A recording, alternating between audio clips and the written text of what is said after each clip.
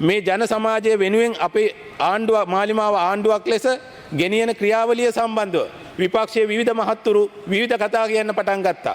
මම එක උදාහරණයක් කියන්නම් ගරු නියෝජ්‍ය කතානායකතුමනි. ඔටිසම් රෝගය ගැන අවධානය යොමු වෙලා තිබුණේ නැහැ. ඔටිසම් කියලා කියන්නේ අපේ රටේ දරුවන්ගේ සෑම දරුවන් 93කින් එක්කෙනෙකුට වැළඳී තියෙන මේ ස්නායු සංජානන ආබාධය.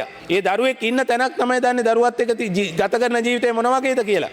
ඔටිසම් රෝගයට ගොදුරු වෙච්ච දරුවෙක් ඉන්න දෙමව්පියෙක්ගෙන් අම්මා කෙනෙක්ගෙන් තාත්තා කෙනෙක්ගෙන් ආච්චි සීයා කෙනෙක්ගෙන් හරි ඇහුවොත් කියයි ඒක මොනතරම් මොන වගේ අසීරු ජීවිතයක්ද කියලා. එහෙම තියෙන ඒ වගේ රෝගයකින් පෙළෙන ජන සමාජය ට්‍රෙන්ඩ් එක ඉන්ක්‍රීස් වෙමින් තිබුණේ.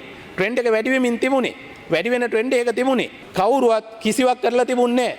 හැබැයි අපි 2025 අයවැයෙන් වෙන් කරා ඒ වෙනුවට මුදල් දැන් කොළඹ රිජ්ජු ආර්ය ළමා රෝහලේ මේ වෙනකොට රුපියල් මිලියන 200ක වියදමින් නව ළමා සංවර්ධන හා මැදිහත් වීම මධ්‍යස්ථානයක් එහෙම නැත්නම් දිවාසිරුකුම් මධ්‍යස්ථානයක් ඉදිවෙමින් පවතිනවා. ඒ වැඩ කටයුතු ආරම්භ කරලා තියෙනවා.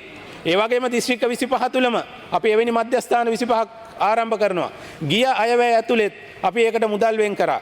මේ වෙනකොටත් මම දන්න තොරතුරු වලට අනුව ස්ථාන 8ක මේ වෙනකොට මේ දිස්ත්‍රික් 8ක මේක ඉදිවෙමින් තියෙනවා.